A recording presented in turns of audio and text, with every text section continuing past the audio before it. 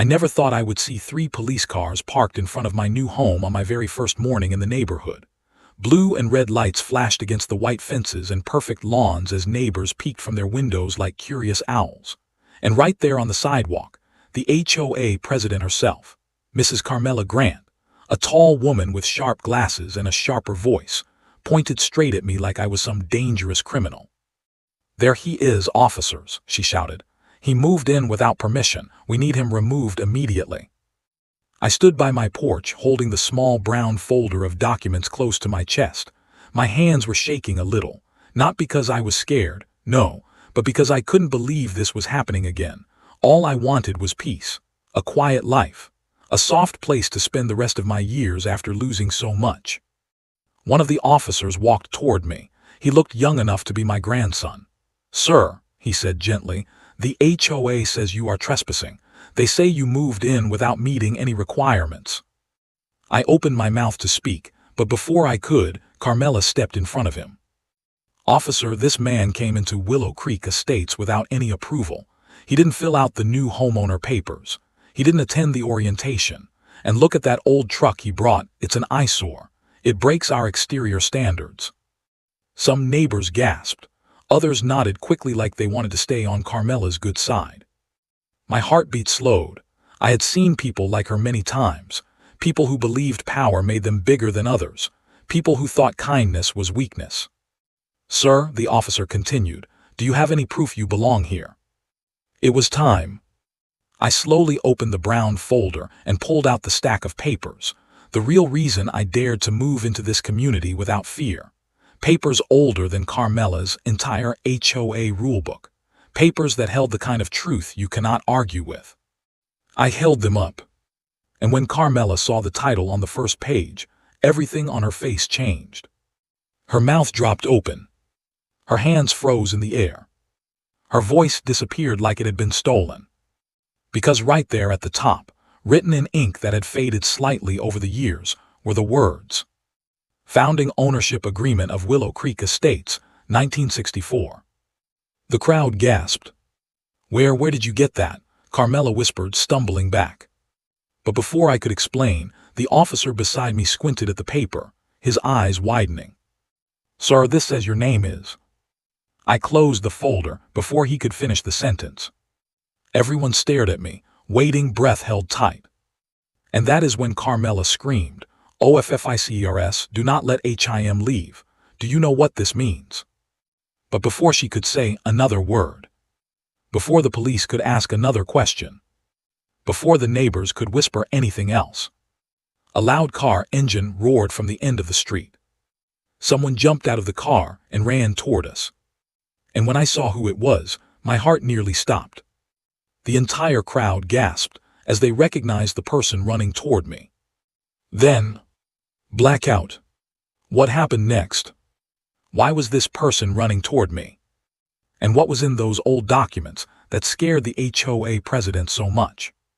To understand that moment, we have to go back to the very beginning. I first found Willow Creek Estates on a warm afternoon in early spring. I was driving my old brown pickup, one I've had since the 90s, up the long road leading into the town. The sun was shining, birds were singing, and I felt something I hadn't felt in a long time. Hope. After losing my wife, after retiring from my job as a carpenter, and after my children moved far away to live their own lives, I felt lonely. My home felt too big, too empty, too quiet. So I sold it and went looking for somewhere peaceful, somewhere small, somewhere with trees, friendly neighbors, and a place where an old man like me could sit on the porch and listen to the world breathe. When I first drove through Willow Creek, I saw families walking their dogs, kids on bicycles, couples gardening. There was laughter in the air, soft music from open windows, people smiling. It looked like the kind of place a lonely man could learn to smile again. But everyone warned me about the HOA. "They are strict," the man at the gas station said. "Too strict," the cashier whispered. "They think they own the whole world," the grocery delivery boy muttered. I didn't mind rules. I'd lived long enough to know that rules can keep a place good and clean. But I also knew something else. Rules without kindness become cages. Still, I wanted to see things for myself. The day I arrived to look at the house, I met a small boy, 6 or maybe 7, who waved at me from the sidewalk. "Hi, sir," he said. I waved back, "Hello there." "My name is Jacob," he said proudly. "Are you moving here?" "Maybe," I replied, still deciding. He smiled the biggest smile. "I hope you do. My grandpa died last year. I miss having an old guy around." I laughed harder than I had in months. Children have a way of touching your heart without trying. Then he ran back to his mother, a tired-looking woman who gave me a warm smile and said softly, "We need good people here." Good people. That stuck with me. When I saw the house, small, quiet, with a big oak tree in the yard, I knew it was the right place. My wife used to love trees.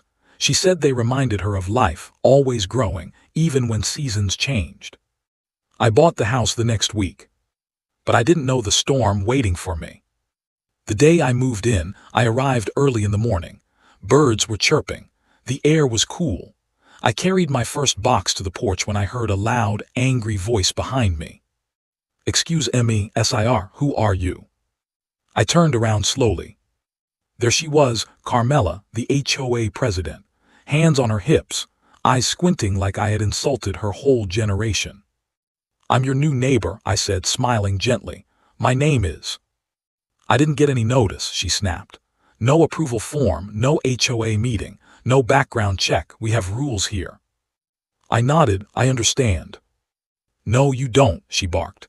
"We run a very organized neighborhood. We don't like surprises, and you, sir, are a big surprise." Other neighbors came outside. Some looked curious. Some looked scared. Some looked like they'd been waiting for drama. I kept calm.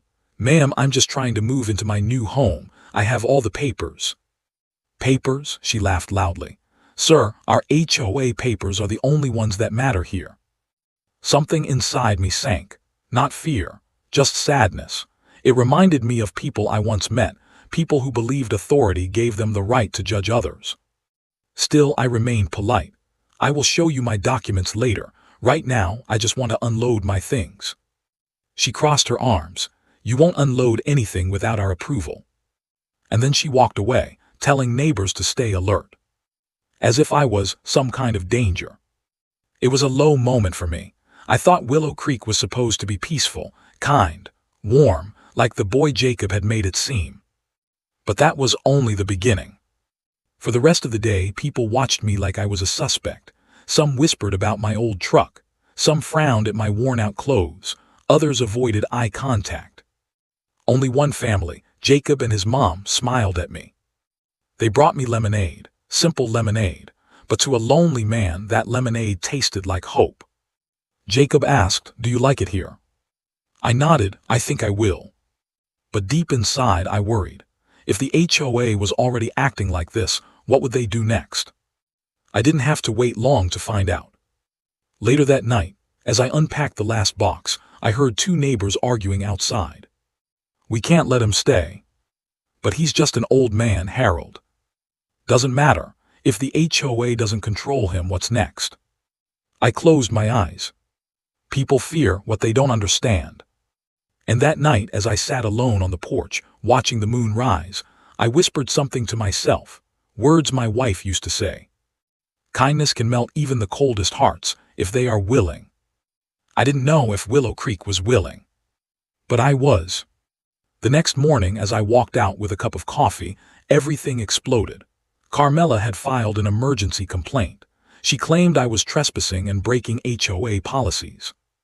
And just like that, 3 police cars showed up. That moment, the flashing lights, the neighbors whispering, the officer walking toward me, was the moment everything changed. Because when I showed them the documents I had, when Carmela saw the title, when she realized what it meant, her world shook. Her power cracked. Her voice vanished. But the real shock came when the car at the end of the street stopped and someone ran toward us, the one person who could change everything. And that was the moment our story froze. The moment everything was about to explode. The moment I will tell you about in the next chapter. Before we continue, where are you watching from? The person running toward us that morning moved so fast that even the officers turned their heads. The neighbors leaned forward. Carmela gasped. Everyone looked confused, worried, or ready for more drama, as if the entire street had turned into a small movie theater. I felt my heart twist when I recognized the man. It was Daniel, the real estate lawyer who handled the sale of my home. A younger man in his mid-30s, with sandy brown hair, square glasses, and a habit of always jogging everywhere like he was late, even when he was. He ran straight toward me, waving a fat envelope in his hand. "Mr. Caldwell," he shouted, "don't sign anything, don't speak to anyone until I explain." The crowd murmured loudly. Carmela's mouth tightened. She looked like she had tasted a bitter lemon. "Explain what?" she snapped, stepping in front of him. Daniel ignored her and stopped beside me, panting. "Sir, I found something important, something we need to talk about right now." The lead officer stepped closer. "Sir, do you know this man?" I nodded. "Yes, he helped me purchase my home." Carmela scoffed. I knew there was some shady business here. Her voice was sharp enough to cut a tree in half. But before she could say more, Daniel turned toward her, calm but firm. "Mrs. Grant, you have made a very big mistake." She stiffened. "Excuse me." But before he could continue, the officer raised a hand. "Hold on. We need to settle one issue at a time. Mrs. Grant says this man," he pointed at me, "moved in without following HOA guidelines. She says that means trespassing." Daniel opened the envelope. "Officer, I need you to see this." "No," Carmela shouted, practically grabbing for the envelope. "He cannot show any paperwork until the HOA board reviews it." Daniel lifted his hand so fast she stumbled trying to reach. "This is not for the HOA. This is for the law." Silence hit the street like a strong wind. Even the birds seemed to stop singing. A long, tense moment stretched between everyone. Carmela glared. "Give that to me." "No," Daniel replied, "because this," he lifted the envelope, "changes everything." The neighbors gasped. The officers stepped closer. My hands tightened around my folder. The tension thickened so much you could cut it with a spoon. But then, Daniel turned to me and whispered, "Sir, it's time." I felt a wave of emotion wash over me. The past, the memories, my family, the truth I had hidden for decades. I wasn't ready. But the moment had come anyway. The officer cleared his throat. "Mr. Caldwell, what are those documents?" I looked down at the brown folder in my hands. Then slowly, very slowly, I opened it again. Before I could speak, a loud scream erupted from the far side of the street. Everyone jumped. A woman came running, waving her arms and shouting, "Carmella, the board needs you. Something is wrong at the community center." Carmela stepped back, startled. What happened now?" The woman stopped to catch her breath.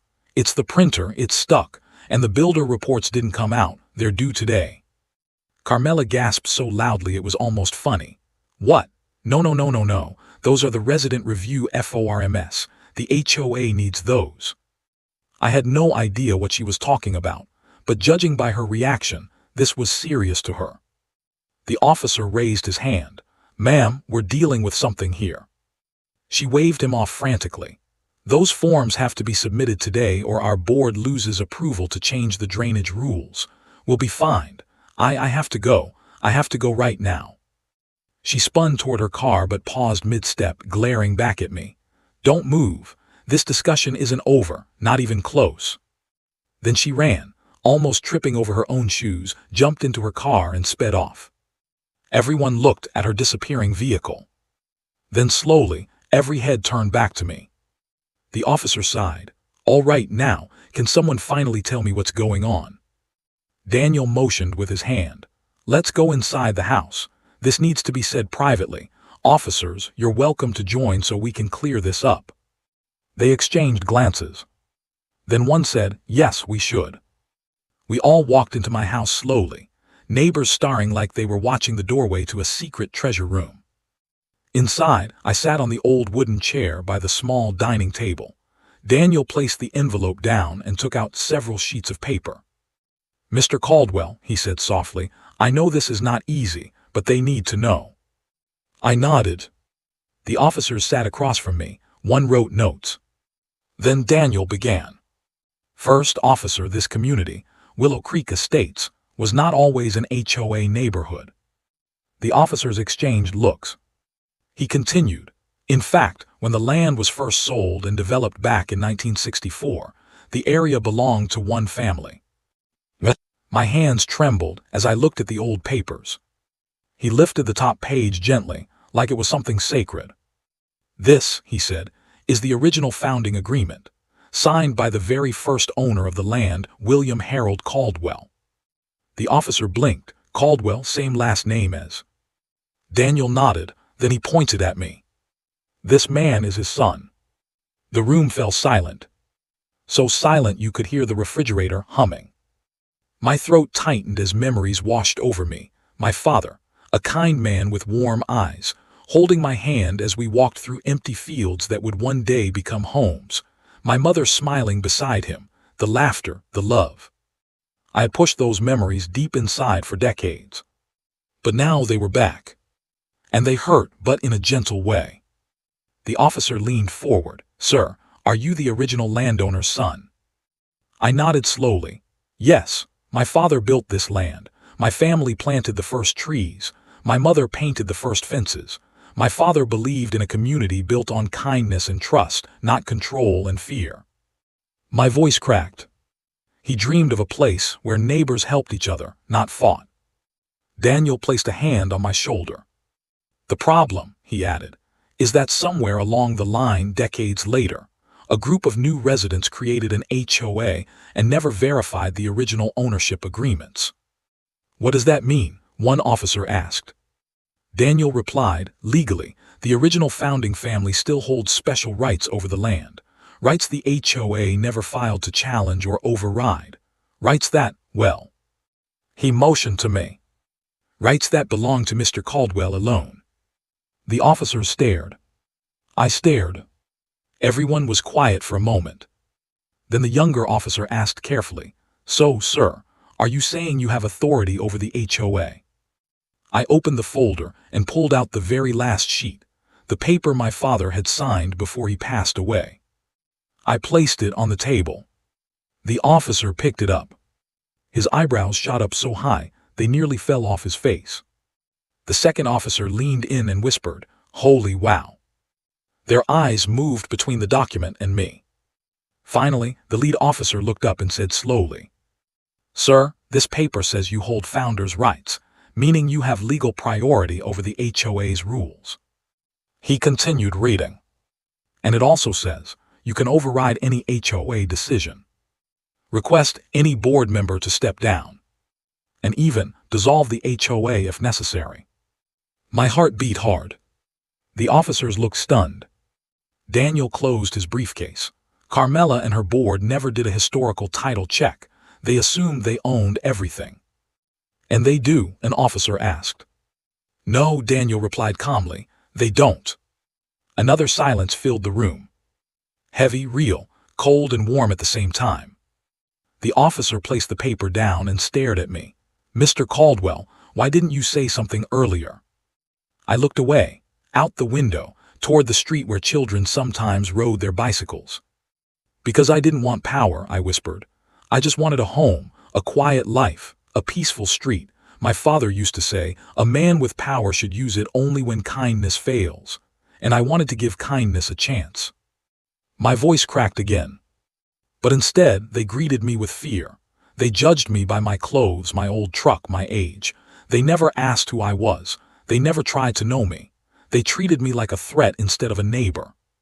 The officers looked at me with a kind of respect I hadn't felt in years. So you waited, the younger one said softly. Yes, I replied, I waited. And now, the officer asked, what do you want to do with this power? I opened my mouth to answer. But before I could, boom, boom, boom. Someone pounded violently on my front door. Everyone jumped. One officer reached for his radio. That sounded urgent. Another officer stood and walked toward the door carefully. He opened it. And standing there, breathless, red-faced, eyes blazing, hair wild, sweat dripping, was Carmela. Her voice shook with pure rage. You, she pointed at me, her finger trembling, are finished. The officers stepped between us. What is going on? One of them asked. She lifted a thick binder and slapped it hard against her leg. The board called an emergency meeting. We discovered something huge, and we are not letting this man stay another day. Her eyes burned into mine. You think those old papers can save you? She hissed. Think again. She pointed at the street. Because the entire HOA is outside waiting, and we are ready to take action. My heart dropped. The officers looked stunned. Daniel stepped back. And then, we heard voices outside. A crowd. Shouting. Chanting. Growing louder. Something big was happening. Something dangerous. Something that would change everything again. I stood slowly, gripping the back of my chair. The officer looked toward the door nervously. Daniel whispered, "Oh no, oh no." And just before the chapter closes, a loud crash echoed from outside, followed by screams, followed by one terrible sentence shouted by a neighbor. The HOA is coming to remove him by force. Everything stopped. Everything froze. Everything turned cold. This was the beginning of the storm. The moment that terrible shout ripped through the air. The HOA is coming to remove him by force. Every single person inside my little living room froze. The officers stiffened. Daniel's face drained of color. And my old heart, well, it thumped so hard I thought the whole room could hear it. Outside the noise grew louder, voices overlapping, feet stomping, people yelling orders like they were preparing for battle. I looked at the officers. I think, I whispered, the storm has finally arrived. One officer stepped forward quickly. Stay inside, sir, this might get tense. But before anyone could take another step, Carmela shoved past the officer at the doorway and pointed a shaking finger right in my face. Her voice cracked like a whip. You tricked us, you hid the truth, and now the whole community is ready to take action. I stayed calm. Calm is something life teaches you when you've lived long enough, when you've seen real storms, when you've survived grief and loss deeper than any HOA complaint. Mrs. Grant, I said softly, let's speak peacefully. She slammed her binder on the table so hard dust lifted into the air. Peacefully, she screamed. You broke every rule. You disrespected our system. And you think you can just show up with papers from another century and claim authority. The officers stepped between us instantly. Ma'am, one said firmly, please step back. But she didn't budge. Her hands trembled as she pulled out a document from her binder. You want to show old papers, she hissed. Fine, we have papers too, recent ones. Papers that say something very different. Papers that prove you, Mr. Caldwell, are not legally allowed to override our HOA. Daniel frowned. That's impossible. Oh really, she smirked. Then explain this. She shoved the document toward him. Daniel read. The more he read, the deeper the lines on his forehead became. He swallowed. This is a petition. Yes, she said proudly.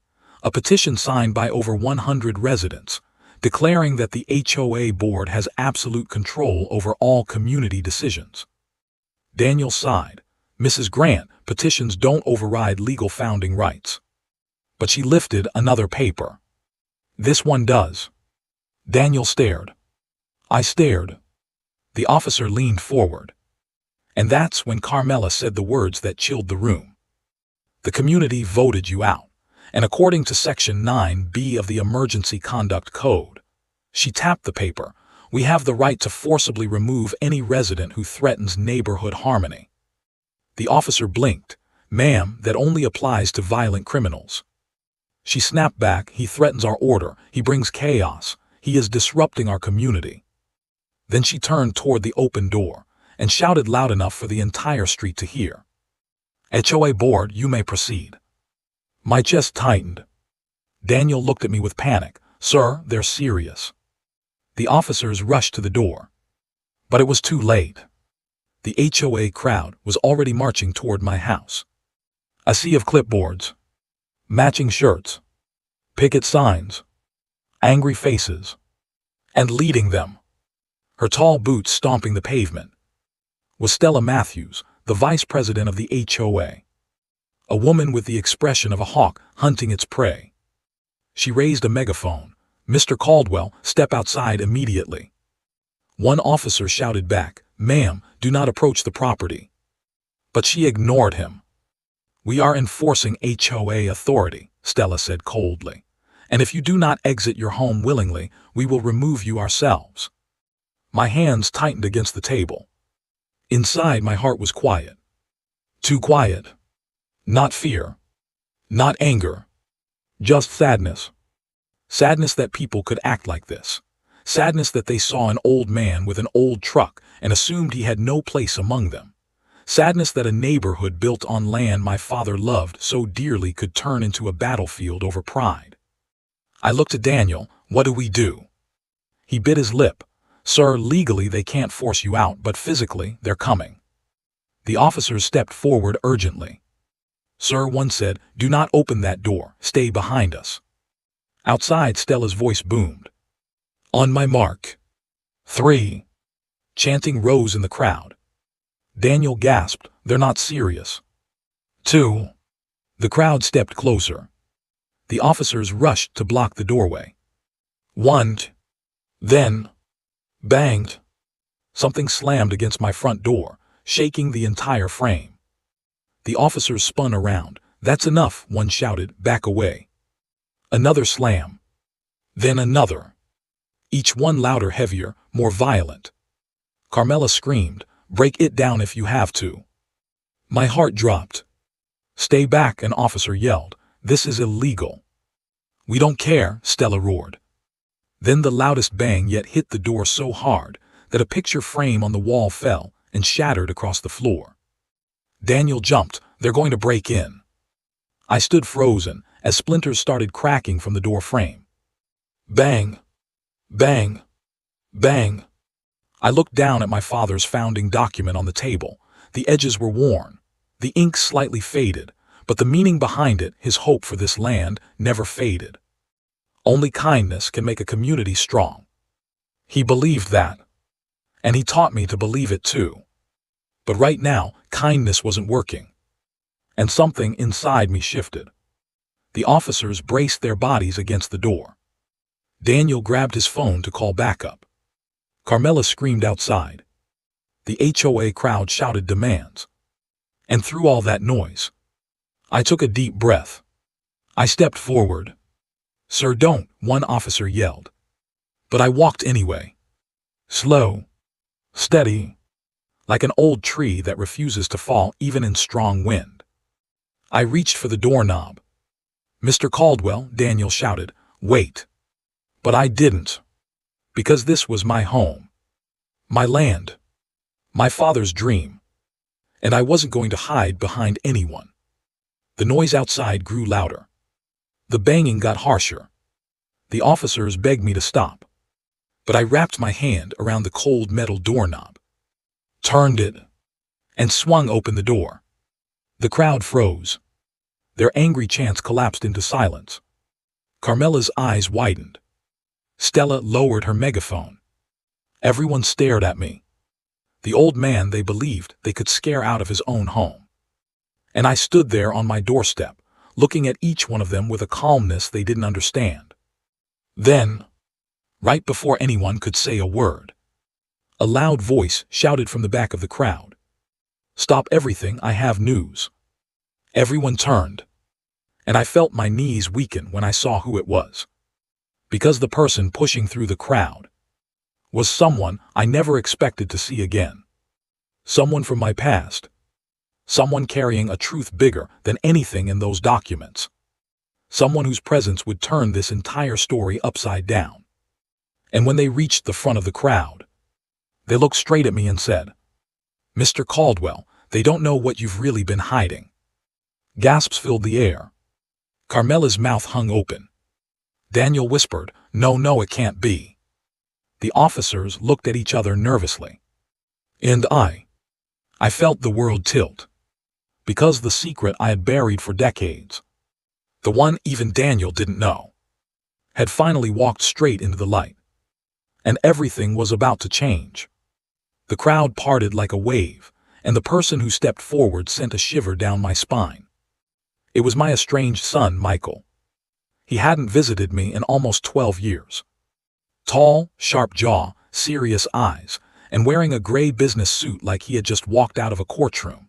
He looked nothing like the little boy who once climbed trees with me, or the teenager who used to race me down country roads, or the young man who hugged me after his college graduation. No. This version of him was cold, hard, carved by anger and time.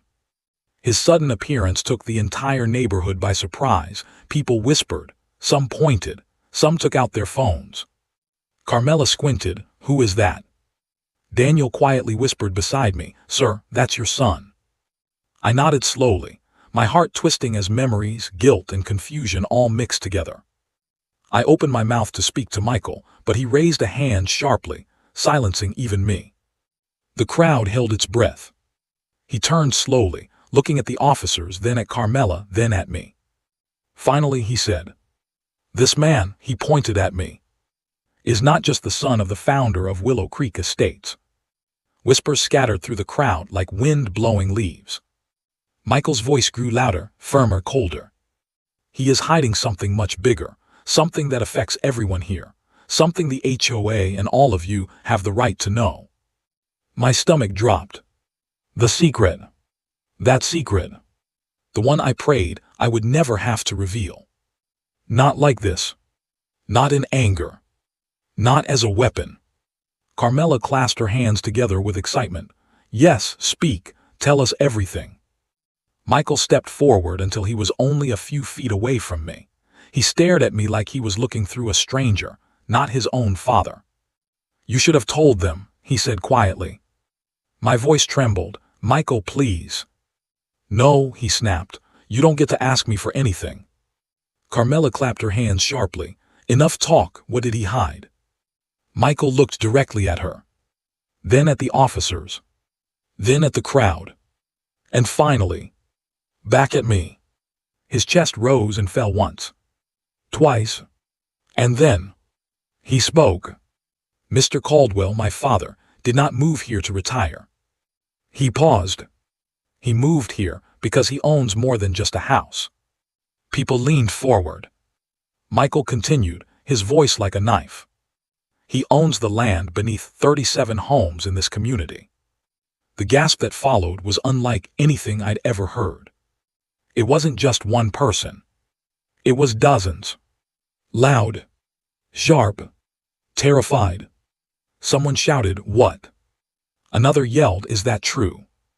A woman cried out, My home is in Willow Section A, that area is old land. Another whispered, Does he own MY lot? My breathing became unsteady. This wasn't how I wanted this to come out. The officers turned to me in shock. Daniel grabbed the documents from the table and flipped through them quickly.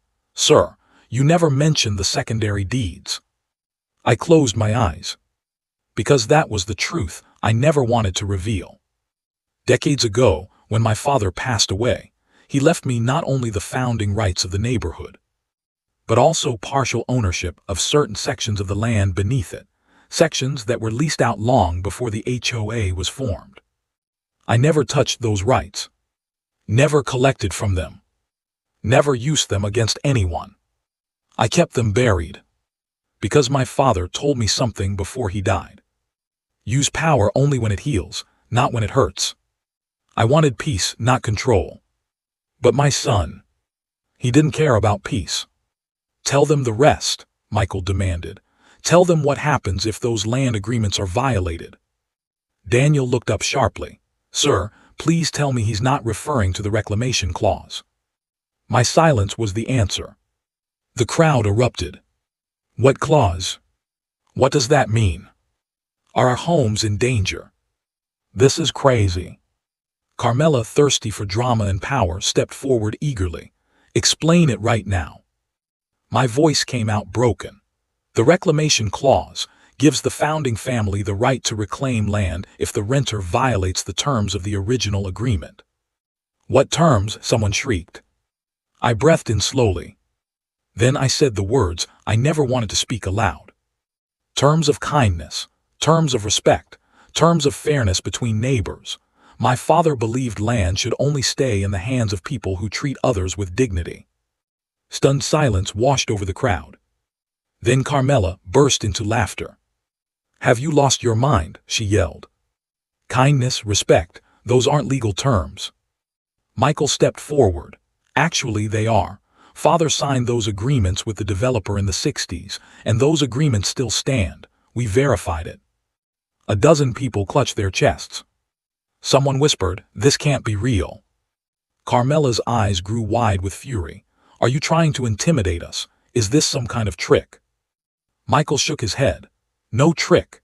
If the HOA continues violating those terms, the landowner, that's him, has the right to ask a court to void the HOA's control over the neighborhood and restore ownership to the founding family. Gasps. Screams. Panic. Pure chaos. But then, Michael turned to me again and his voice grew heavy, sad, angry, and emotional. You should have told me, he whispered. You should have told all of us. I felt tears burning behind my eyes. I didn't want power, I whispered. I just wanted to live quietly. I wanted a home. Michael's jaw tightened. You wanted a home, I could have helped you. You wouldn't have lost everything if you had told me. You wouldn't have ended up alone. The word hit me like a punch. Alone. He wasn't wrong. My wife passed. My children drifted away. And I never reached out. I swallowed hard. I didn't want to be a burden. Michael shook his head slowly. Dad, you were never a burden. For a moment, the crowd disappeared. The HOA disappeared. The officers disappeared.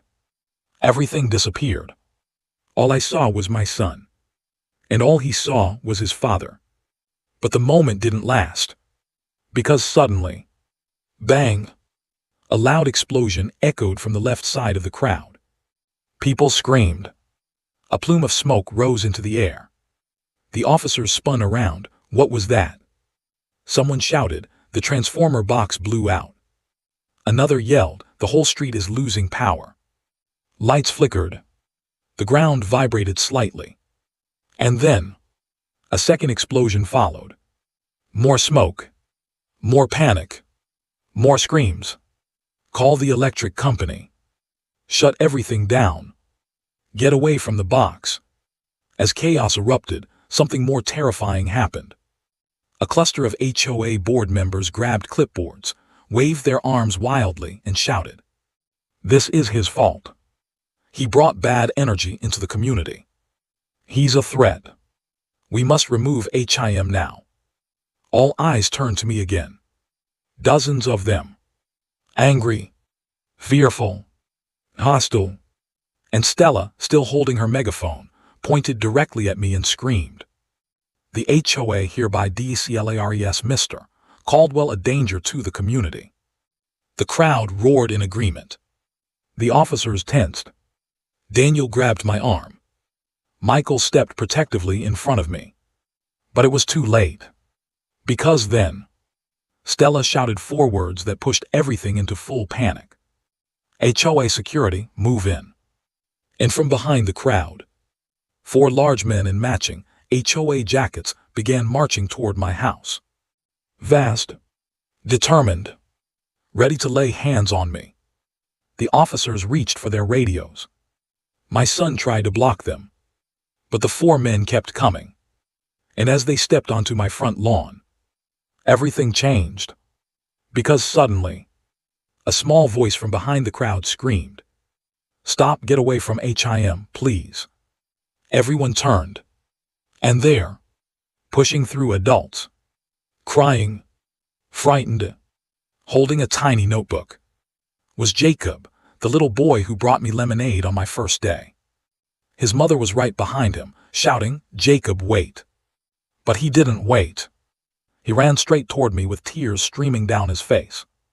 And when he reached the HOA security guards, he stood in front of them with arms spread out like a little shield. "Leave him alone," he sobbed. "He's my friend." The guards froze. The neighborhood gasped. Carmela's mouth fell open. I felt my heart shatter. And just when the crowd thought the drama couldn't get any deeper, Jacob lifted his tiny notebook with shaking hands and shouted, "I know something you all don't know." His voice cracked. "But I wrote it down, and you must hear it." Every adult froze. Every child stopped crying. Even the officers lowered their radios. Jacob opened the notebook, took a deep breath, and said something that would change the entire story forever. Jacob stood there, tiny, trembling, brave, holding that little notebook like it was the most powerful object in the world. Everyone froze.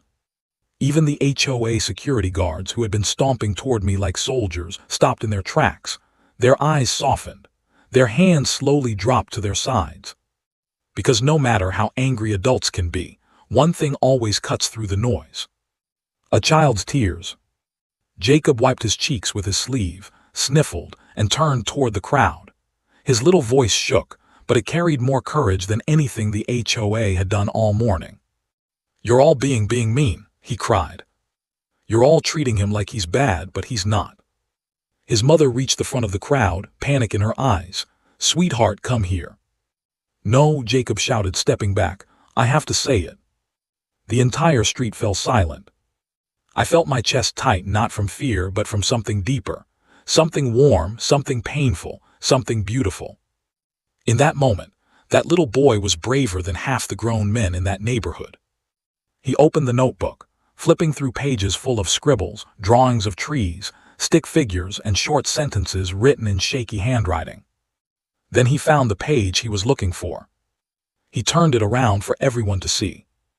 At the top, written in big uneven letters, were the words, "Mr. Caldwell's kindness list." Whispers rippled through the crowd. "What's that? What is he talking about? Kindness? Why would he write that?" Jacob looked at me with watery eyes, then back at the neighbors. He spoke slowly, his voice shaky. I started writing this because Mr. Caldwell always does nice things, even when no one notices." Someone scoffed, someone gasped, someone put a hand over their mouth. Jacob read the first line. "Number 1, he fixed our fence when it broke." His mother blinked fast. "Jacob." He sniffled. "He helped my mom when she was carrying heavy groceries." He didn't even say anything. He just lifted the bags for her. A soft murmur spread through the crowd. I felt a tear slip down my cheek. Jacob wiped his own tears and kept reading. "Number 2, he gave my dog water when she was thirsty." A man in the crowd whispered, "I saw him doing that. I thought he was the gardener." "Number 3, he told me stories when I was sad." Another woman covered her heart. "Number 4, he gave me his lucky coin because I was scared to start first grade." A few people looked down in shame. And number 5, Jacob swallowed hard. "He told me that grown-ups forget how to be kind sometimes, so kids have to remind them." Silence. Absolute silence. Carmela's face twitched. She tried to sneer, but her lips wouldn't move. Jacob closed the notebook with shaking fingers. Then he said something no one expected. Something that hit the crowd harder than the HOA's threats, the documents, or even my son's dramatic reveal. "Mr. Caldwell saved me." His voice cracked on that last word. Everyone leaned in, stunned. He looked straight at me. "Can I tell them?" I nodded slowly, though my heart felt like it stopped beating. Jacob took a deep breath. "It was 3 weeks ago, before he moved in. I didn't tell my mom because I didn't want her to be scared, but..." The little boy pointed toward the corner of the street. "That day I chased my ball into the road. I didn't see the car coming." A woman gasped loudly. Jacob's hands shook as he continued. "But Mr. Caldwell, he was driving by and he jumped out of his truck so fast, and he grabbed me, and he fell really hard on the ground so the car would miss me. He hurt his shoulder really bad, but he didn't care." I felt every eye turn toward me. Jacob's mother covered her mouth, sobbing instantly. Jacob, why didn't you?" He shook his head. He told me not to tell anyone. He said heroes don't brag. Now the crowd gasped. Carmela's face turned pale. Stella took a step back. Jacob wiped his nose and added softly, "He could have died, but he saved me. He saved me even though he didn't know me." His voice broke. "And you're all trying to kick him out, hurt him, yell at him, even though he's the nicest person here." Not a single person spoke. Not one. Even the loudest complainers stared at the ground, ashamed. The officers looked at me with new respect. Daniel's eyes glistened. "And Michael, my son." He looked at me for the first time with something other than anger. He looked at me with regret, understanding, love. Jacob took a shaky breath, closed his notebook, held it to his chest and whispered, "Please stop being mean to him. Please be kind like he is." A single tear rolled down my face. And then, like the world was reminding us that peace never lasts long, a loud metallic clang erupted from behind the crowd. Everyone turned around. On the far left side of the neighborhood, near the broken transformer box, a huge utility pole tilted dangerously. Sparks shot out in every direction. A woman screamed, "The pole is falling." The officers shouted orders. The HOA security backed away. People panicked. And in the chaos, the pole snapped. It swung forward like a giant's arm and landed with a thunderous crash right on top of the newly constructed HOA storage shed. The shed collapsed instantly. Dust exploded into the air. Boards splintered everywhere. The shed, the one full of HOA files, rulebooks, violation notices, and community paperwork, was completely destroyed under the weight of the fallen utility pole. Someone screamed, "That shed cost over $10,000. Another yelled, "All the files are in there." Another wailed, "The HOA RULBOKS are gone." Carmela clutched her chest dramatically. The rules," she gasped. "Our rules, our precious rules, are crushed." But the worst wasn't the destroyed shed. No, it was what happened next. As dust settled, as everyone stared in shock, as the broken pieces of the HOA's pride lay scattered across the ground, a man wearing a city uniform and a hard hat walked out from behind the fallen pole, coughing through the dust. And when he looked up and saw Carmela, he shouted the words that froze every single person in the neighborhood. "Who is responsible for this illegal construction?" The crowd gasped. Carmela's face drained of color. The HOA board looked at each other like scared mice. The man held up a clipboard full of city codes. "You built this shed without city approval. No permits, no inspections. This is a major violation." Then the man pointed at Carmela, Stella, and the entire HOA board. "All of you are in very big trouble." Hoarse whispers rippled through the crowd.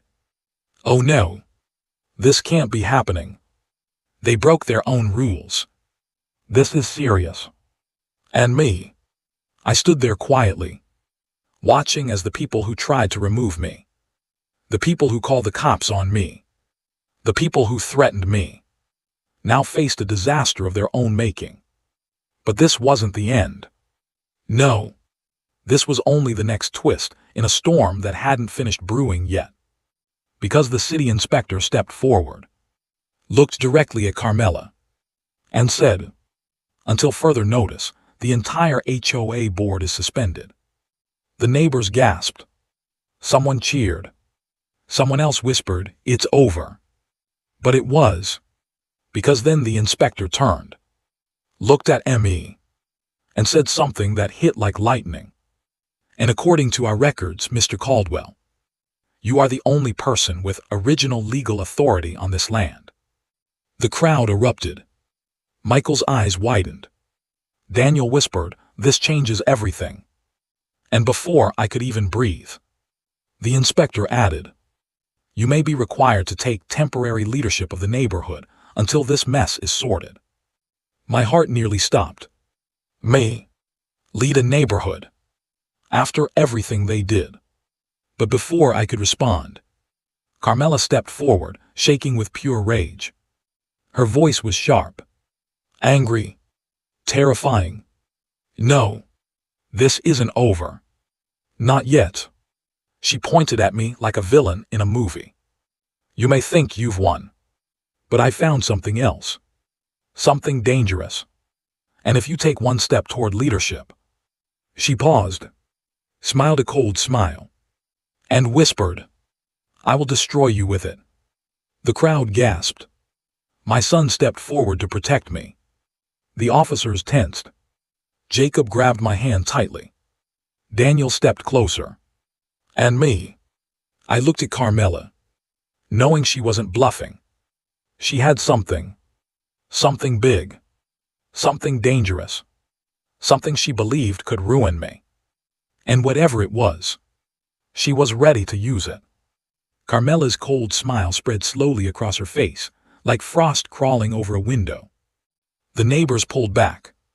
The HOA security members swallowed hard. Even the city inspector stiffened. Because everyone could feel it.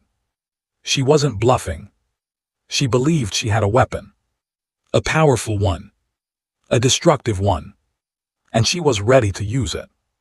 She took one slow step toward me, heels clicking sharply against the pavement. Mr. Caldwell, she said in a dangerously calm voice. You may have your old documents. Your founding rights. Your little fan club, she sneered at the neighbors. And even your heartwarming story about saving a child. Jacob stepped closer to me, clutching my pant leg. But I, Carmela continued, tapping her binder, have something none of you expected. Her eyes glittered with cruel satisfaction. The truth. The crowd gasped. Michael, my son, stepped in front of me protectively. Truth about what? He demanded. Carmela smiled wider. The truth about him. She pointed directly at me. And why he really came here. I felt something heavy sink into my chest. Not fear. No. Regret. Because I knew exactly what she thought she found. And I knew that truth, or half-truth, could do more damage than any HOA threat. The crowd leaned in. The officers looked tense. Even Jacob's mother reached for her son's shoulder. Carmela lifted a piece of paper from her binder, holding it like a trophy. This, she announced proudly, is a criminal record search from the state database. The crowd gasped. Criminal? Someone whispered. No way. Is that why he hid things?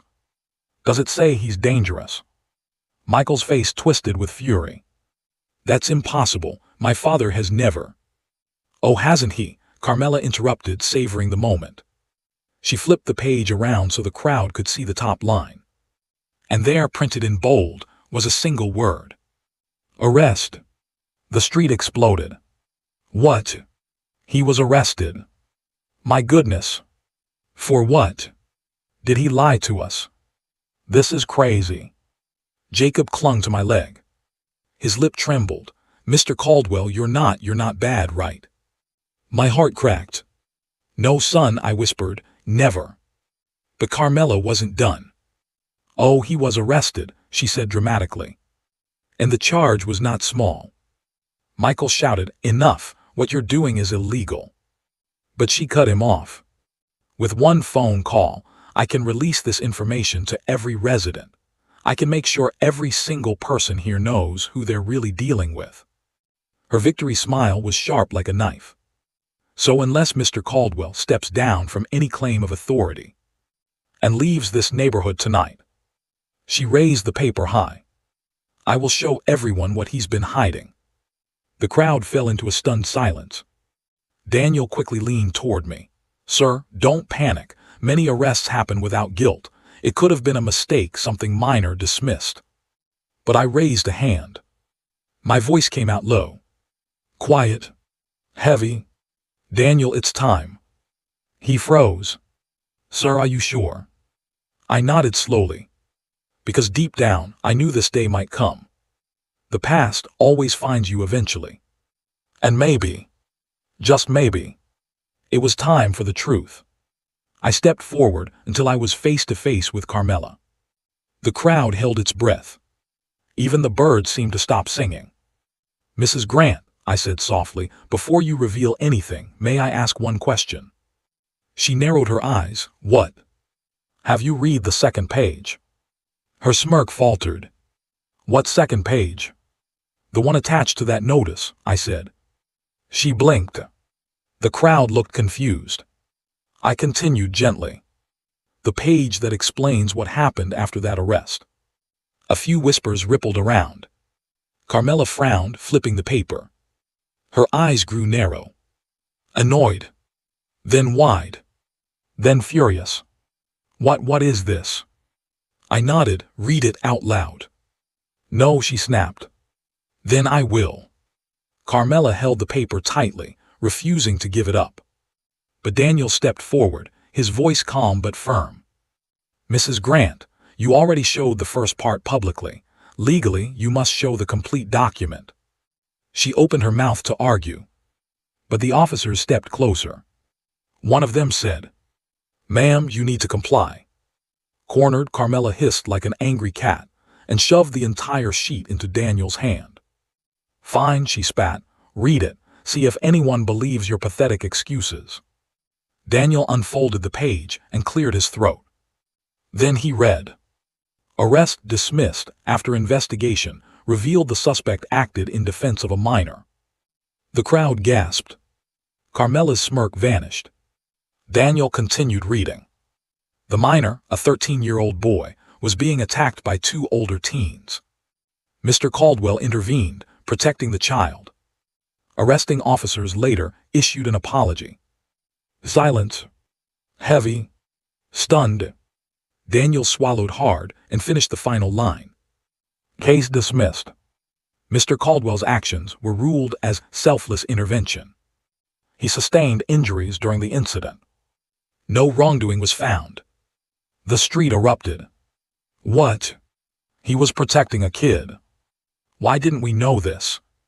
That means he's a hero. This HOA woman is unbelievable. You tried to ruin him with that." Carmela stepped back, face draining of color. No, that can't be the whole story." But it was. And she knew it. She tried to speak, but her lips trembled. Her power was crumbling. Her control was slipping. And the crowd, the same crowd that followed her into this madness, now turned on her. A man yelled, "You tried to smear an old man's name."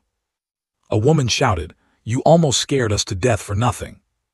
Another yelled, "This is disgusting, Carmela." One of the HOA board members whispered loudly, "We didn't sign up for this." Another removed his HOA badge. And then a neighbor stepped forward and said what everyone was thinking. "Mrs. Grant, you are the danger here, not him." The crowd murmured in agreement. Carmela stumbled back. Her eyes darted around.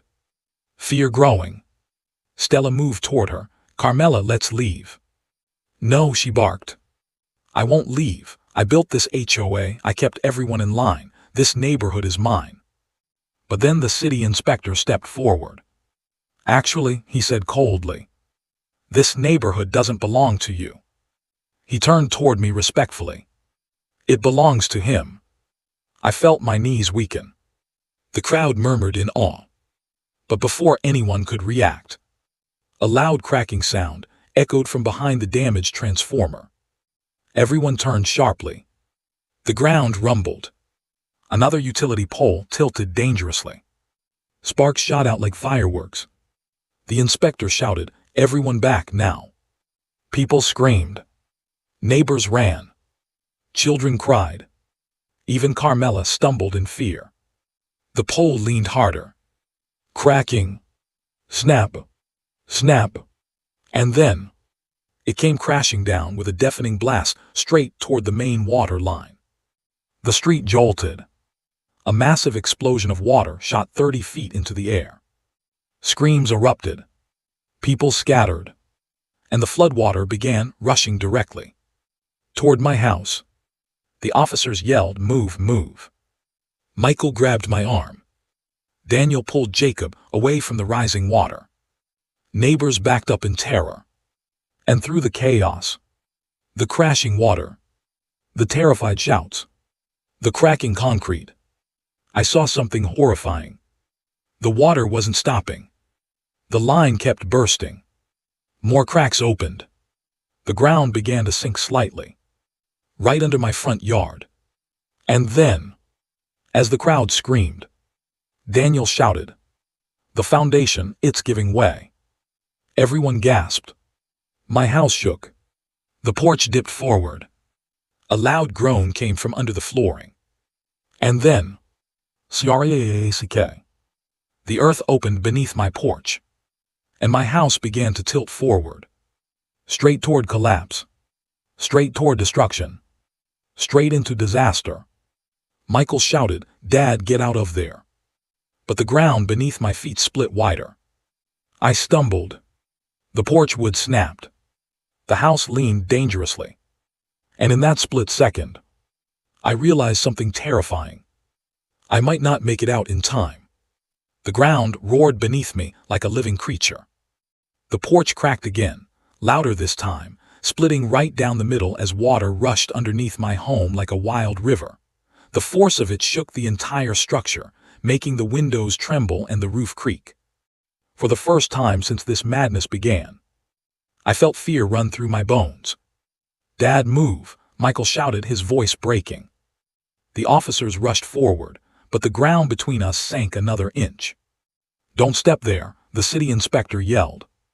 "It's unstable, you'll all fall through." A violent shudder shook the porch. Wood groaned. The railings snapped. Pieces of the foundation crumbled into the muddy hole forming beneath the house. My balance slipped. My foot slid toward the opening. The crowd screamed. Jacob cried out, "No, Mr. Caldwell." His mother held him tight, shielding his face. Daniel sprinted forward anyway, ignoring the inspector's warnings. "Sir, grab my hand." He reached out with everything in him. I took a step.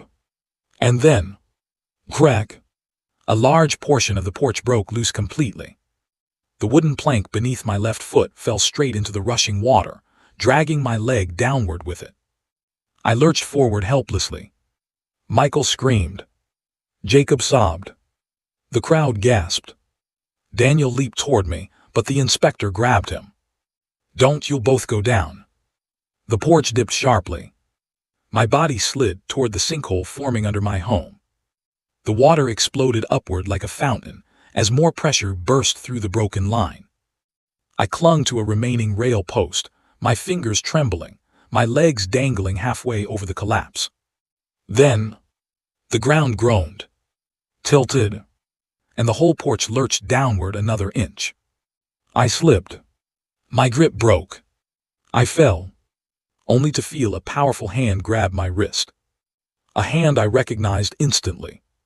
"Dad, hold on." Michael. My son. The same boy I used to lift onto my shoulders. He held me now with every ounce of strength he had. His face twisted with effort.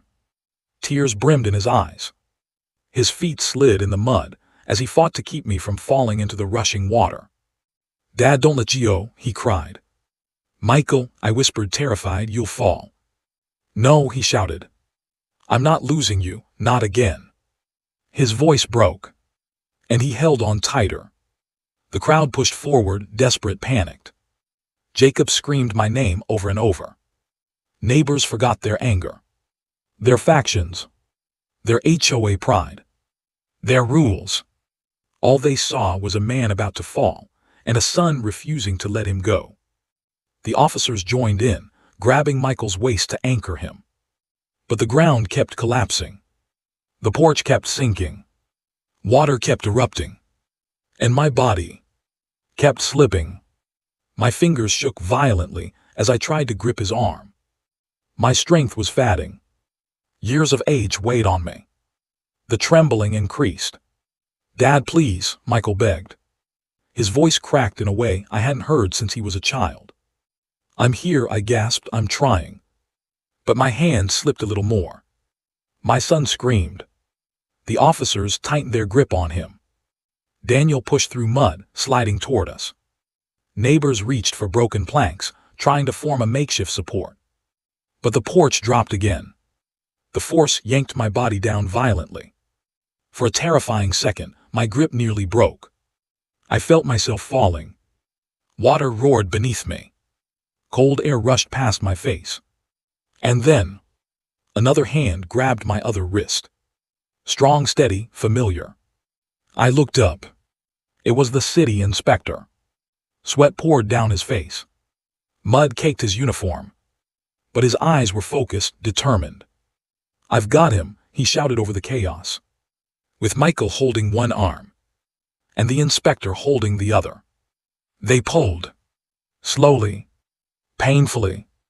My feet scraped the sinking wood. My legs dangled. But inch by inch, I rose. Neighbors rushed in now, forming a human chain. A mother. A store clerk. A high school boy. The mailman. Even one of the HOA security guards. "Pull together," someone yelled. And together, they dragged me up. Out of the collapsing porch. Away from the sinkhole. Away from disaster. Until finally, I was pulled onto solid ground. Safe. Alive. The crowd erupted in relief. Jacob broke free from his mother and threw himself at me, hugging me so tightly I lost my breath. "Don't ever scare me like that again," he sobbed. Michael knelt beside me, chest heaving, tears spilling down his face. "Dad," he whispered. "I'm so sorry for everything." I put a shaky hand on his cheek. "No, son," I said softly. "I'm sorry. I should never have tried to carry my life alone." He grabbed my hand. We held on to each other like time itself was trying to tear us apart. The neighbors watched in silence, some crying, some wiping their faces, some simply stunned. Even Carmela stood frozen. Her mouth hung open. Her binder dangled limply at her side. The color drained from her face as she saw what she had helped cause. Her voice trembled as she whispered to Stella, We didn't mean for this." But no one listened to her now. Because something far bigger was happening. As I sat there, covered in mud, supported by my son, comforted by a child, surrounded by neighbors, I realized something powerful. Sometimes it takes a moment of danger to show people their humanity. And maybe this neighborhood still had hope. But peace never comes quietly. And harmony never comes easily. Because just as things calmed, just as people began to breathe again, just as the water flow slowed and the ground stopped shaking, a loud mechanical rumble echoed from the street. Heads turned. Confused faces stared. And we all saw it. A massive black SUV pulling up to the neighborhood entrance. The kind reserved for lawyers, executives, or people with power that goes beyond HOA rulebooks. The SUV rolled to a stop. The door opened slowly. And the person who stepped out made Carmela's entire body go rigid with fear. Made Stella drop her megaphone. Made the neighbors gasp. And made the city inspector curse under his breath. Because the man who stepped out was the state property commissioner, one of the highest-ranking land authority officials in the entire region. A man whose decisions could override city codes, dissolve HOAs, reassign land, or shut down entire neighborhoods. He stepped forward, sunglasses glinting, and scanned the chaos, the broken transformer, the flooding water line, the collapsed shed, the sinking porch, the terrified residents. Then he spoke. His voice was calm, deep, powerful. "I received an urgent report about this community," he said.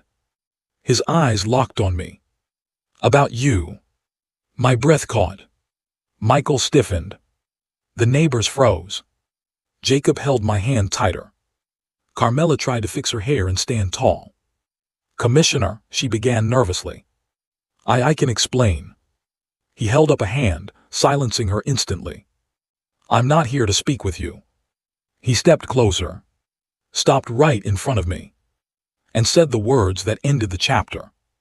"Mr. Caldwell, we need to talk about your rights over this land." The crowd gasped.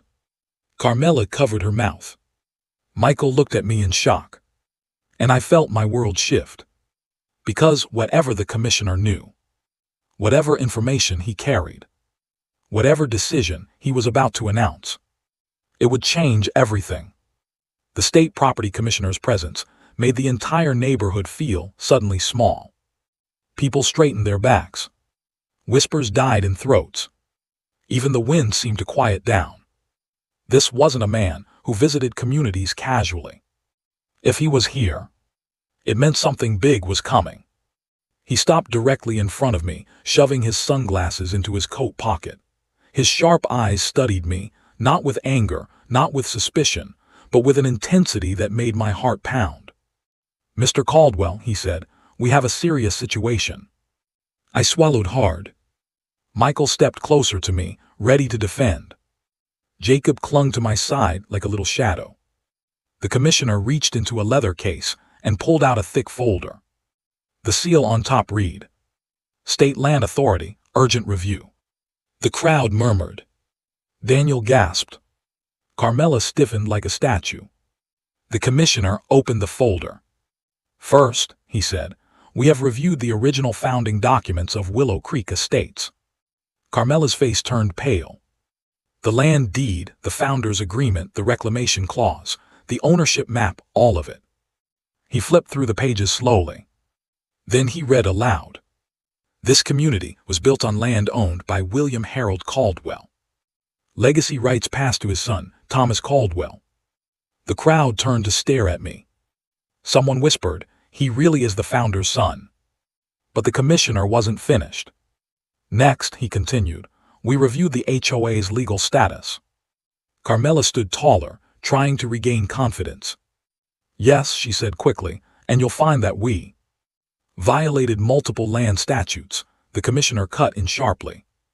Carmela shut her mouth like she had been slapped by silence. The commissioner flipped another page. "Constructing an unapproved structure on protected land. Enforcing rules without verifying land rights. Threatening a legal landowner. Failing to conduct mandatory title checks." Each violation hit the HOA board like a hammer. People gasped. Some held their heads. One board member whispered, "I told her not to build that shed." Another muttered, "We're finished." Carmela's lips trembled. Stella's hands shook so badly she dropped her megaphone. The commissioner continued in a cold, stern voice.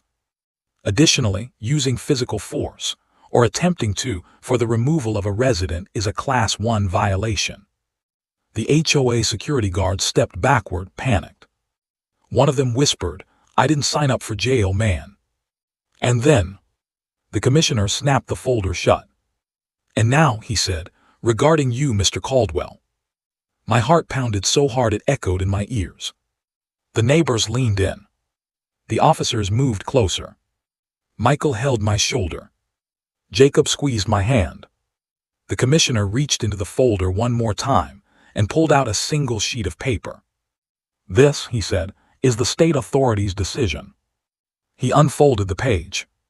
He read, "Effective immediately, Thomas Caldwell is recognized as the primary land rights holder over Willow Creek Estates." Gasps exploded through the neighborhood. Carmela covered her mouth in horror.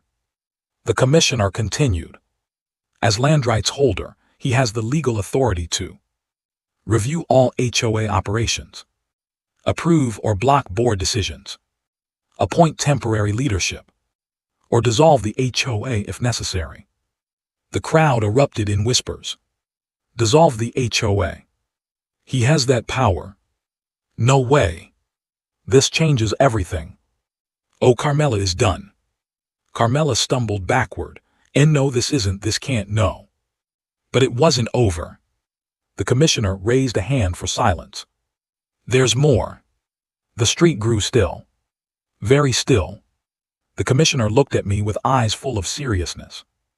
"Mr. Caldwell, based on the damage caused here today, the violations committed before you arrived, and the collapse of the HOA's legal structure."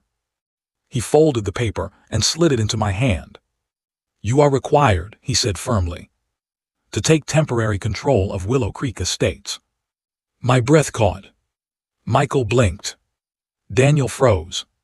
Jacob gasped. Neighbors stared with wide eyes. I stared down at the paper in my hand. Me. A tired old man. Someone who came here for peace. Someone who wanted to plant flowers and sit on a porch with morning coffee. They wanted me to lead. To guide. To take charge. Why me?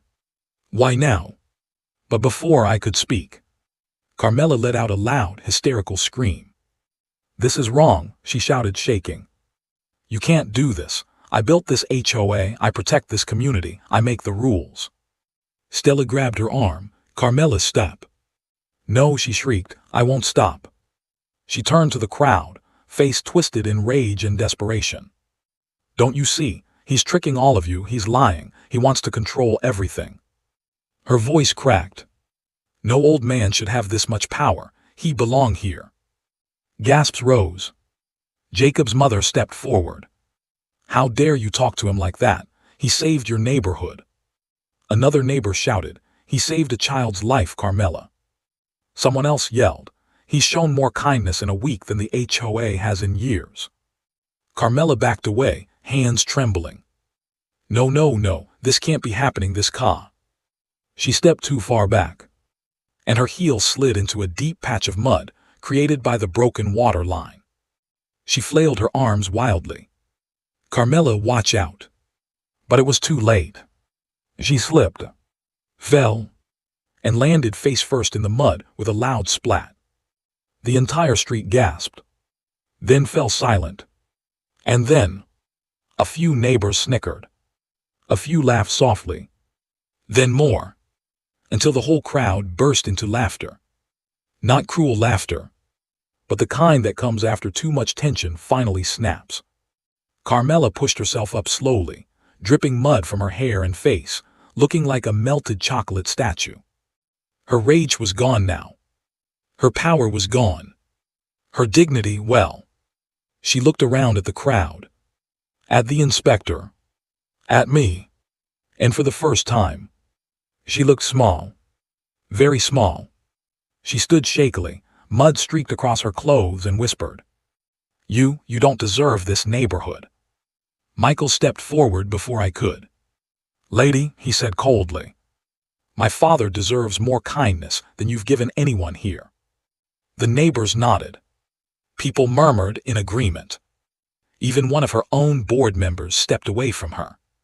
Carmela's face crumpled, not with anger, but with humiliation. And then, instead of yelling back, she turned and ran. Mud flew everywhere as she sprinted down the street. Jacob whispered, Is she gone? The commissioner stepped toward me again. Mr. Caldwell, he said, the residents need leadership, calm, fairness, and compassion, and based on everything I've seen today, you are the only one who can do it. My voice trembled. Sir, I never asked for this. I know, he said gently, but sometimes the right person doesn't choose responsibility. Responsibility chooses them. The neighbors nodded slowly. Some smiled. Some looked hopeful. And then, from the back of the crowd, a voice shouted, Let HIM lead. Another yelled, We trust HIM. Then, Mr. Caldwell, for community head. And within seconds, the entire neighborhood was chanting, Caldwell, Caldwell, Caldwell. My chest tightened.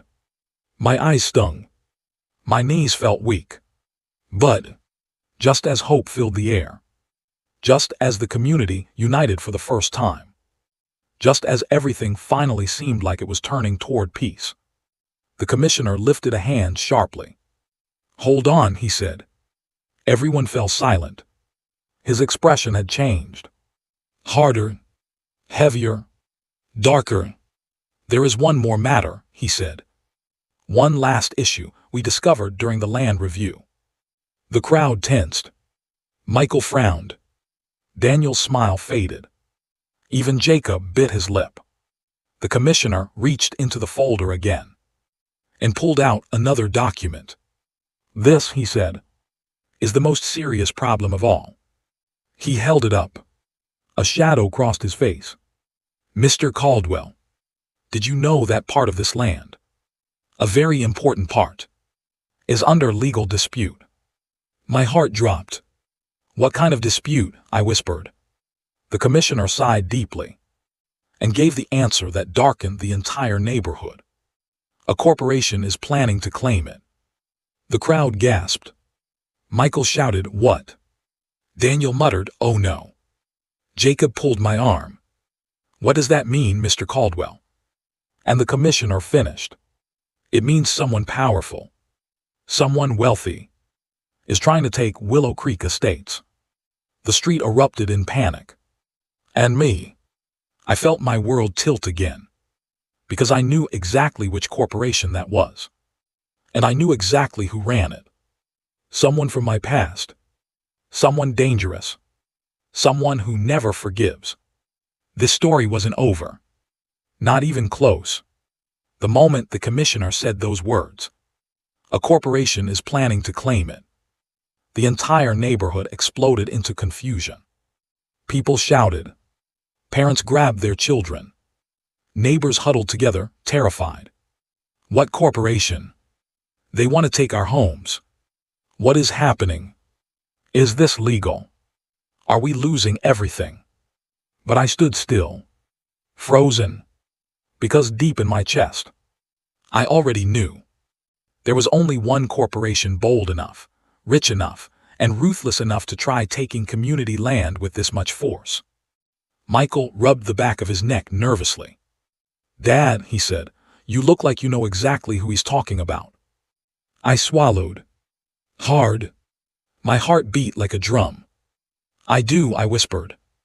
The commissioner turned toward me, eyebrows raised.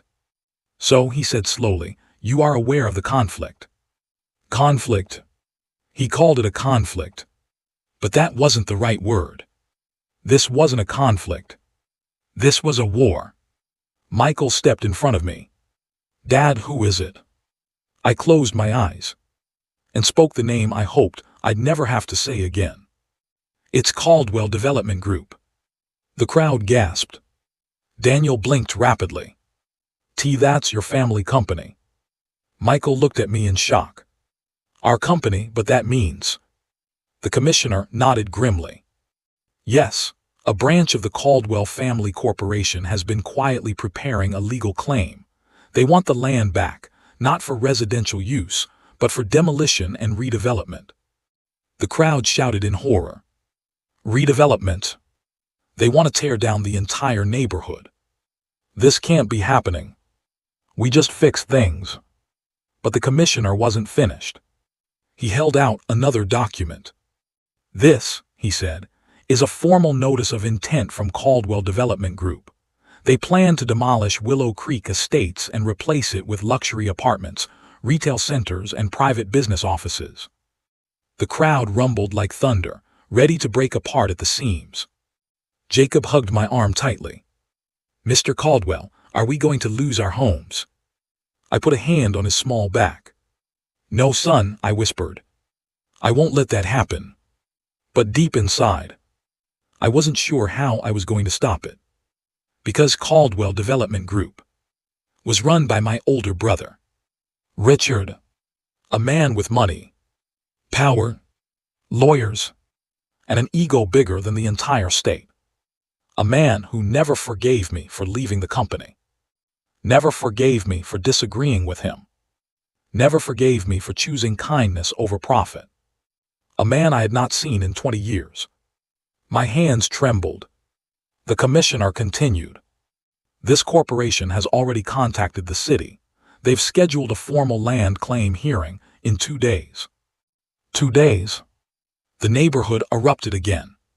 2 days? That's impossible. We'll never be ready. This is unfair. They want to bulldoze our lives. Michael clenched his fists. "This is insane," he growled. "Dad, why didn't they tell you? Why didn't anyone contact you about this?" I sighed.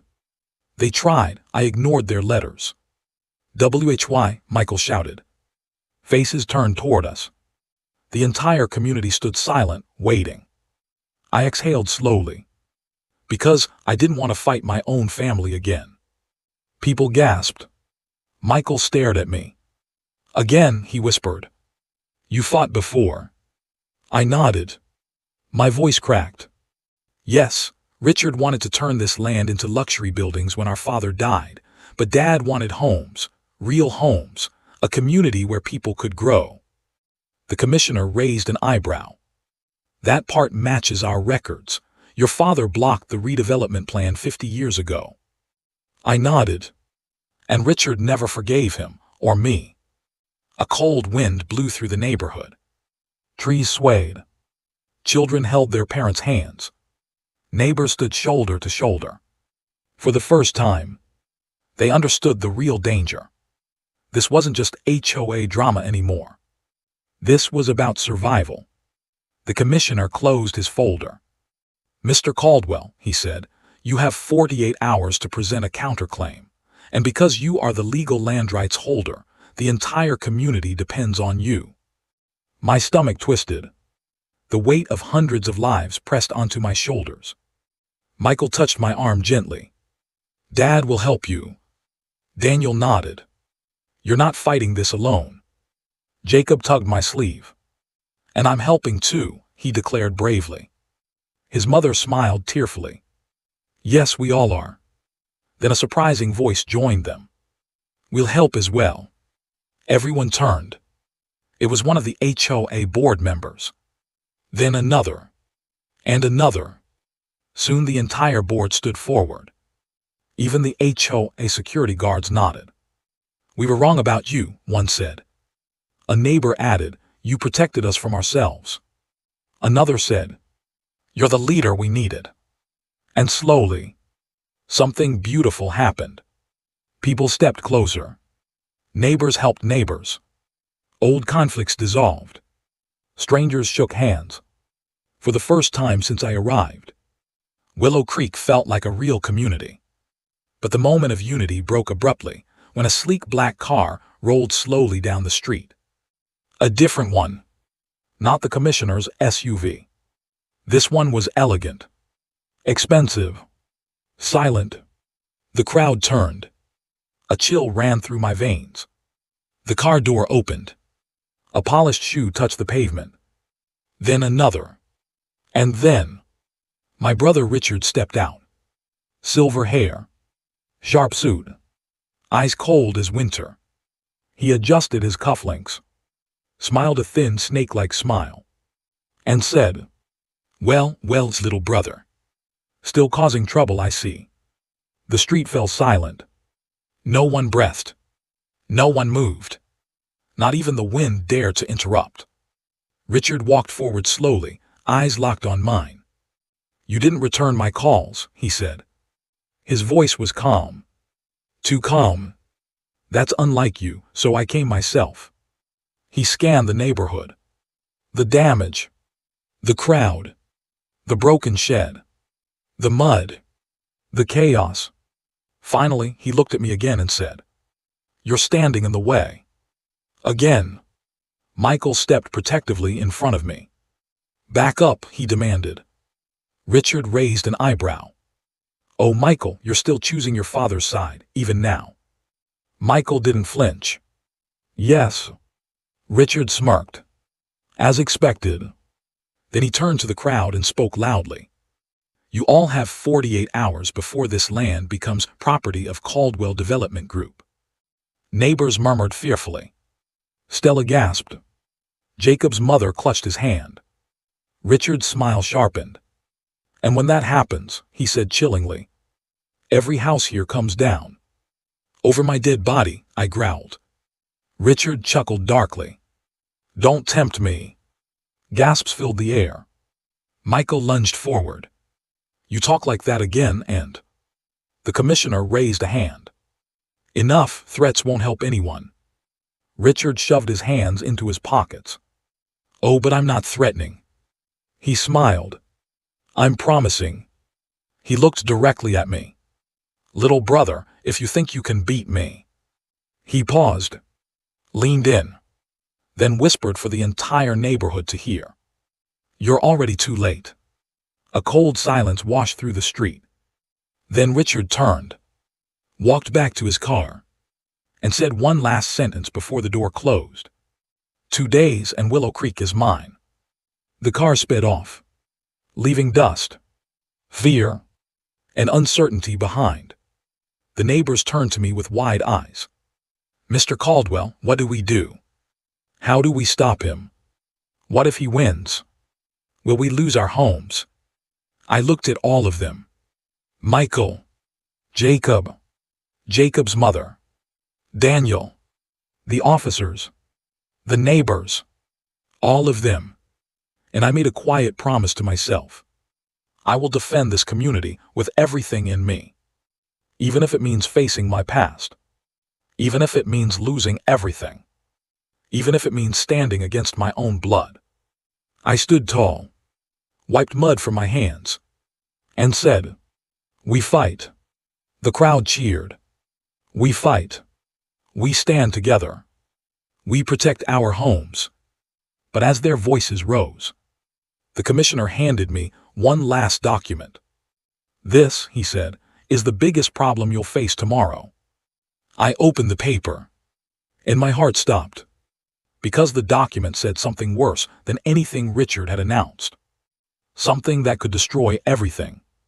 It read, "Preliminary decision. Land claim will favor Caldwell Development Group unless counter-evidence is presented immediately." I looked up. The commissioner's face was grim.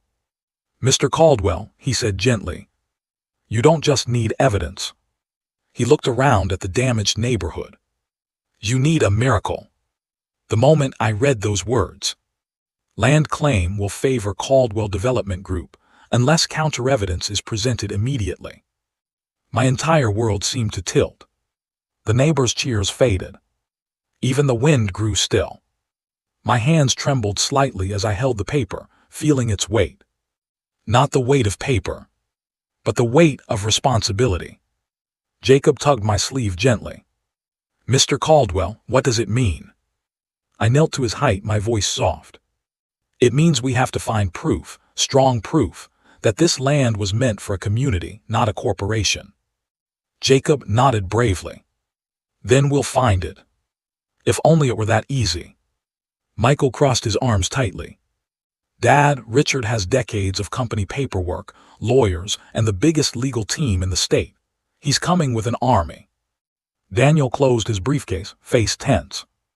"If they win the claim, they can bulldoze everything, every house, every yard, every memory." The neighbors trembled. "We'll lose everything. My kids grew up here. This is our only home. We can't fight billionaires." The commissioner stepped forward, clearing his throat. "You have 1 day left. Tomorrow morning the hearing begins. If you don't prove your father's intent, the land defaults to corporate claim rights." I swallowed hard. My father's intent. That was the key. He never wanted greed. He never wanted destruction. He wanted a community rooted in kindness. But where was the proof? Where was the legal evidence? Not stories. Not memories. Not hopes. Actual, solid, court-admissible proof. The commissioner sighed. "I'm sorry, I know this is difficult." I shook his hand. "You're only doing your job." He nodded, turned, and left the neighborhood in silence. The moment he drove away, panic rushed in like a storm wind. Neighbors circled around me. "What do we do? What if your brother comes back with bulldozers? Is our land gone? How can we help?" And then, Michael shouted. "Everyone stop." The entire street went quiet. He turned toward me. "Dad, there has to be something grandfather left, something important." Daniel nodded vigorously. "Yes, old deeds, letters, maps, anything. Your father must have left a trail." But I felt hollow. I had gone through my father's belongings for years. There was nothing left, nothing useful. Or so I thought. Jacob tugged my sleeve again. "Mr. Caldwell, did you check everything?" I smiled sadly. "Yes, Jacob, every paper, every box." Then he asked a question that made every adult stare. Did you check the place old people hide important things? I frowned. What place? Jacob shrugged innocently. You know. The secret places. Secret places. The phrase hit me like lightning. Suddenly, memories rushed back. My father's voice. His hands guiding mine. His stories. Whenever you need something important, he once said, look where the world wouldn't think to look. Then I remembered. The old house. The cellar. The wooden floor panel. The spot he always told us not to touch. My breath caught. Michael saw the look in my eyes. Dad, what did you remember? I stood slowly. I need to go back, I said. To my father's house. Now? Daniel asked. Right now. The search. The whole neighborhood insisted on coming. The officers. Michael. Daniel. Jacob and his mother. Half the residents. Dozens of people walked behind me like an army, not of anger or force, but of hope. We reached my father's old farmhouse at the far edge of the region. The place had been empty for years. The wooden porch creaked under our feet. Dust hung in the air like old memories refusing to die. Daniel switched on his flashlight. Where do we start? I walked to the center of the living room. Here, I whispered. I knelt by a certain wooden plank, the one my father always said not to step on. I pressed lightly. It didn't budge. Then I pressed harder. Click. The plank popped up. Gasps filled the room. Beneath it was a small, rusty metal handle embedded in the wooden floor. Michael bent down, eyes wide. Dad, was this always here? I nodded slowly. He told me never to touch it unless there was trouble. Daniel swallowed hard. Sir, I think we've reached trouble. I lifted the handle. The floor opened, revealing a narrow wooden staircase leading into a hidden cellar. Neighbors gasped. Even the officers looked impressed. We descended carefully. The cellar was dark, musty, and filled with old crates. But at the far end sat a wooden chest. My father's chest. I knelt before it, hands shaking. When I opened it, the crowd gasped. Inside were dozens of old letters. Map sketches. Notebooks. Photos. Legal contracts. Diaries. Blueprints. Even a thick document marked Community Development Promise, 1964. Daniel's eyes widened. That's it, that's the proof. Michael flipped through the pages. These documents show Dad's intent clearly. Yes, I whispered. He wanted a peaceful community, a safe haven, a neighborhood built on trust. Jacob pointed excitedly. Mr. Caldwell, look at that one. I lifted a sealed envelope with my father's handwriting. To my son. For the day he'll need strength. My voice broke. My father knew this day would come. I opened it carefully. Inside was a handwritten letter. As I read it, tears blurred my eyes. My son, if you are reading this, it means the land is under threat. Remember this. Power means nothing if it cannot protect the weak. If the world turns greedy, stand strong. Defend this community. Do it with kindness and courage. My hands trembled. The whole neighborhood stood in silence. Michael hugged me. Dad, this is everything we need. Daniel gathered the documents quickly. We have more evidence than they could fight in a year. The neighbors cheered. We can win. We have proof. This is amazing. But their celebration ended abruptly when a car horn blasted outside. A black SUV. The same one from earlier. My brother Richard stepped out, lips curled in anger. So, he said, you found Father's old hideaway. I stepped forward. Yes, Richard. He smirked. Doesn't matter. You won't beat me. He snapped his fingers. Two men in suits approached with briefcases. Lawyers. Michael stepped forward. You still don't get it, do you? Richard frowned. Get what? Michael pointed behind us. At the neighbors. At the officers. At the community standing shoulder to shoulder. This time, Michael said firmly. Dad isn't alone. Neighbors raised their fists in agreement. We stand together. He's our leader. This is our home. Richard's eyes widened as dozens of people stepped behind me. The tide had turned. And he knew it. He clenched his fists. This isn't over. I stepped closer. Yes, it is. I handed him one document from the chest. The legal one that removed any corporate claim, as long as the founder's intent could be shown. He scanned it. His face went white. No, this voids, this cancels, this. Michael smirked. It's legally binding, Uncle. Daniel nodded. Your corporation has no claim now. Richard looked at me with pure defeat. You win, old man. I shook my head. No, Richard, I said softly. We all win. This land stays what it was meant to be. He glared, spun around, and stormed back into his SUV. As he drove away for the last time, a cheer erupted so loudly the birds scattered from the trees. I turned toward the neighbors. They hugged each other. Some cried. Some danced.